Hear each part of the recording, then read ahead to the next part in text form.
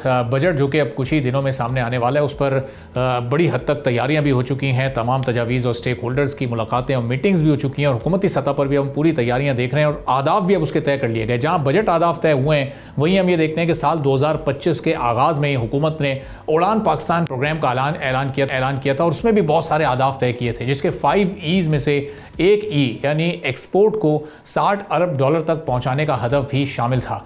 अब वज़ीर आज़म की जानिब से 12 इजलासों में मुल्की एक्सपोर्ट्स को $60 अरब तक ले जाने, बल्कि इससे भी ज़्यादा तक ले जाने के लिए जामे और मौसर इक़दाम उठाने के अहकाम जारी किए जा चुके हैं। लेकिन वज़ारत तिजारत की जानिब से वज़ारत तिजारत ने वज़ीर आज़म की जानिब से 2029 तक $60 अरब की बरामदात को हदफ को इंतहाई मुश्किल करार देते हुए इसकी वजह बैनुल-अक़वामी और मुल्की सतह पर दरपेश चैलेंजेस को करार दिया है।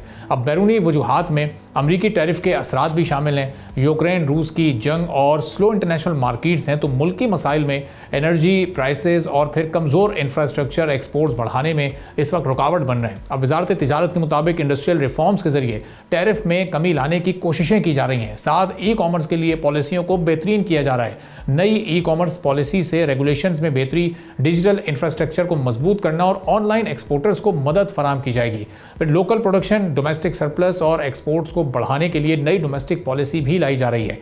कॉमर्स मिनिस्ट्री के मुताबिक एक्सपोर्ट्स ग्रोथ के लिए फाइनेंशियल सपोर्ट, रेगुलेटरी सहूलियात, कम एनर्जी प्राइसेस और ट्रेड मैकेनिज्म में हुकूमती मुदाखलत ज़रूरी है। पॉलिसी रेट्स में कमी और एक्सपोर्ट्स फैसिलिटेशन स्कीम्स में तोसी की जा रही है।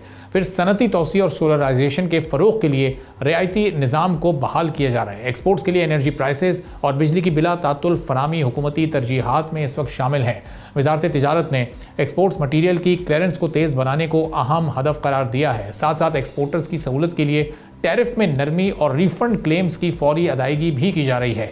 कॉमर्स मिनिस्ट्री के मुताबिक $60 अरब के एक्सपोर्ट्स हदफ को हासिल करने के लिए तिजारती सिफारतकारी, SME की सलाहियत साजी, मार्केट तक बेहतर रसाई, तिजारती सहूलतकारी और इंस्टीट्यूशनल रिफॉर्म्स पर तवज्जो ज़रूरी है। वज़ारत तिजारत ने टारगेटेड इक़दामात और सेक्टर स्पेसिफिक रोड मैप्स पर अमल शुरू किया है, जिसमें ज़राअत और food processing, manufacturing, mining, services और टेक्सटाइल शामिल हैं। मिनिस्ट्री के मुताबिक नॉन टेक्सटाइल प्रोडक्ट्स की एक्सपोर्ट्स बढ़ाने पर तवज्जो के साथ टेक्सटाइल सेक्टर की कारकर्दगी को बरकरार रखा जाएगा। इन इक़दामात से मैन्युफैक्चरिंग, माइनिंग, ज़राअत और फूड प्रोसेसिंग के शोबों में ग्रोथ देखी जा रही है। लेकिन साथ वज़ारत तिजारत के मुताबिक $60 अरब सालाना एक्सपोर्ट्स का हदफ हासिल करने के लिए foreign direct investment, mineral exploration और इंडस्ट्रियल ट्रांसफ़र बहुत ज़्यादा ज़रूरी है। लेकिन अमरीकी टैरिफ और सुस्त इंटरनेशनल मार्केट्स मुल्की एक्सपोर्ट्स में बड़ी रुकावट पैदा कर रही हैं।